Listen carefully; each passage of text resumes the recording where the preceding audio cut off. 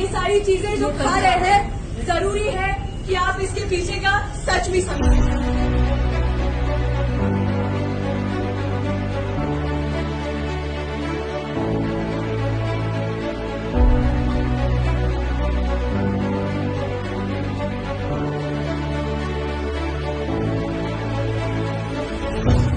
फलस्तीन में नरसंहार हो रहा है, कत्लेआम मच रहा है, वहाँ बच्चे भूख से मर रहे हैं और इस नरसंहार में, इस जेनोसाइड में मैकडॉनल्ड्स भी कॉम्प्लिसिट है।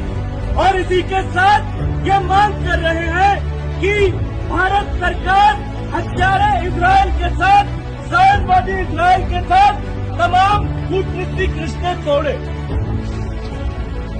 मैकडॉनल्ड्स ने IDF यानी कि इजरायली डिफेंस फोर्सेस को फ्री मील्स सर्व करने का काम किया है और यही वो IDF है जो बच्चों का नरसंहार कर रहा है, कत्लेआम मचा रहा है, इनोसेंट सिटीजन्स को मार रहा है।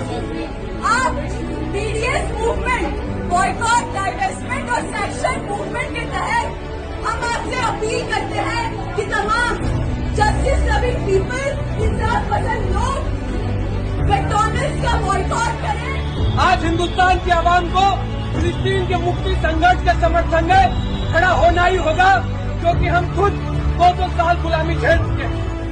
दुनिया भर में इस वक्त दुनिया के कई देशों में लोगों का महासमुद्र सड़कों पर उतर के फिलिस्तीन की आजादी के लिए लड़ रहा है, क्योंकि ये किसी धर्म का मसला नहीं है, ये किसी मजहब का मसला नहीं है, जैसा कि हमें बताया जाता है।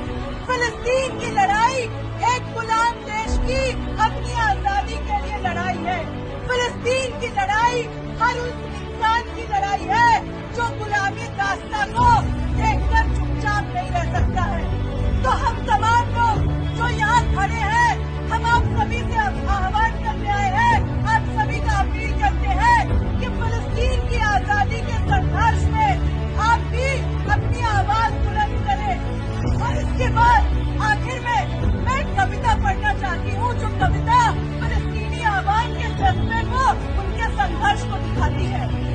जाओ मेरी जमीन का आखिरी टुकड़ा भी ले लो, जेल की कोठरी में मेरी जवानी झोंक दो, मेरी किताबें जला दो, मेरी विरासत को लूट लो, मेरी थाली में अपने कुत्तों को खिलाओ। जाओ मेरे गांव के छतों पर आतंक के जाल फैला दो। इंसानियत के दुश्मन, मैं समझौता नहीं करूंगा और मैं आखिर तक लड़ूंगा, मैं आखिर तक लड़ूंगा। फिलिस्तीन का संघर्ष